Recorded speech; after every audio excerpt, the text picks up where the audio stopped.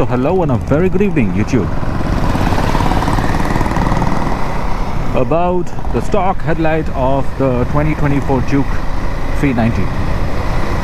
Right.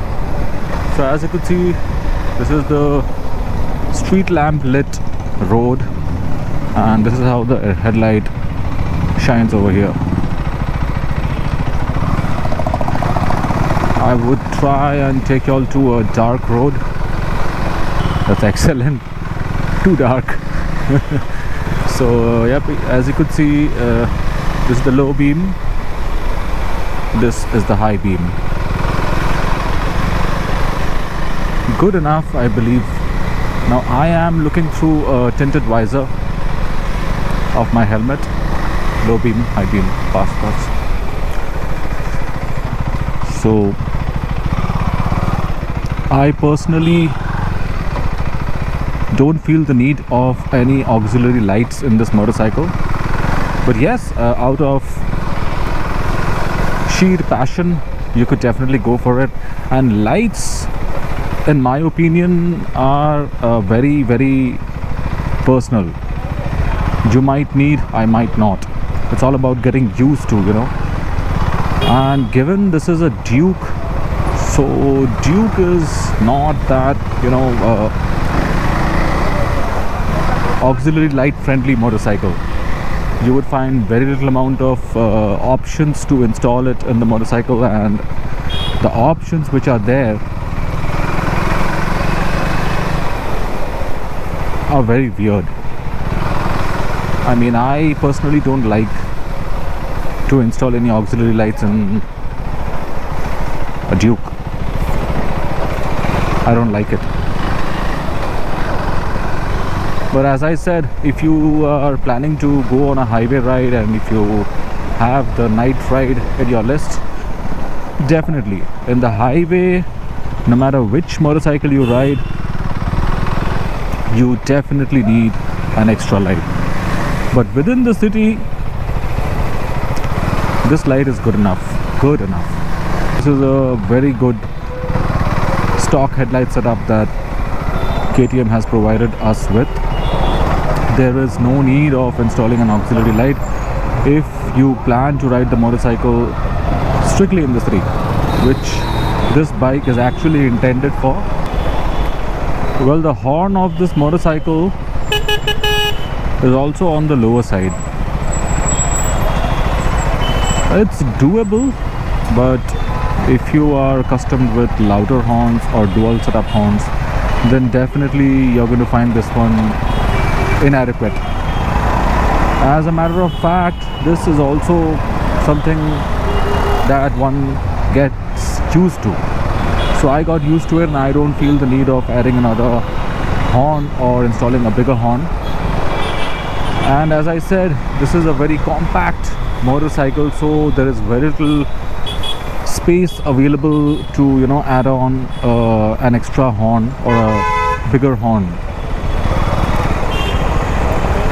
If any day I get a chance, I'll show you all where the horn is installed. I mean, the stock horn is installed. There is barely any space for a bigger horn to replace it with. Well, you see, this motorcycle is not designed to do such modifications like the horn or the auxiliary light. So if you do any kind of alteration and install such accessories like auxiliary lights or horn, it's going to look extremely weird. Trust me, it looks extremely weird. From the time that the motorcycle manufacturers started coming up with LED headlights, one big complaint that I have is there's not much difference between the low beam and the high beam. But you look at this one, quite a lot of difference. I mean, it does go, you know, straight when you put the high beam, which is a problem with most of the stock LED setup of most of the motorcycles. I am very happy that, you know, that's not the case with this motorcycle. And also the power of the LED, as you could see, the power is also going. I mean, the headlight is quite bright, which is also another concern with a lot of stock LED setup coming up with a lot of motorcycles nowadays. So that's why I say that this light is a very good setup and absolutely perfect for the city rides, or even for, you know, a little bit of highways and roads where there are no street lamps.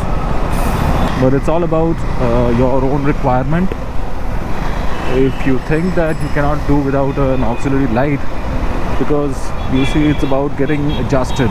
If your eyes are already adjusted to more light in a motorcycle, maybe in your previous motorcycle, then you would definitely feel this one to be low.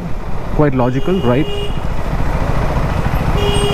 But otherwise, I would say this is a perfect setup for the city. Now coming to the point that what are all the accessories that I want to install in this motorcycle.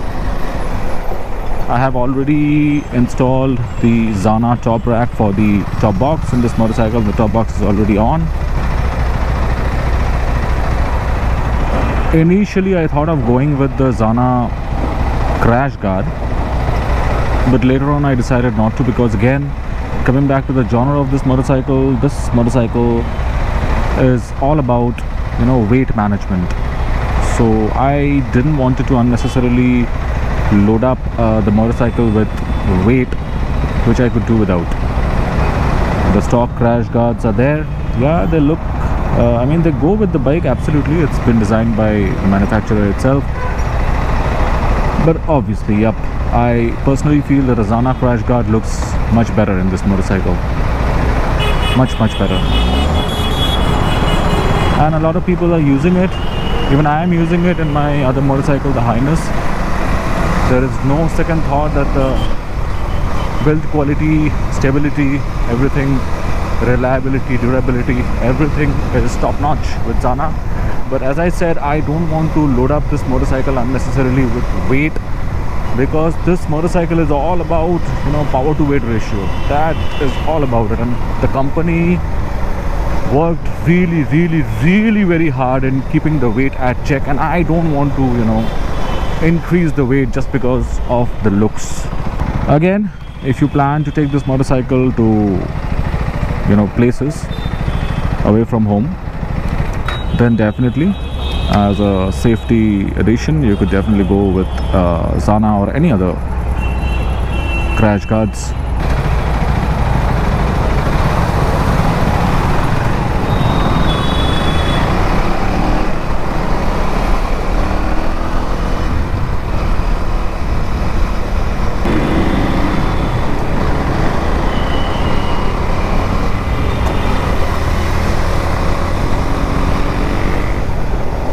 So that's it, guys. I would end my video over here with the note that yes, definitely, if you want, you can go with any of the aftermarket auxiliary lights, horn, whatever, anything you want.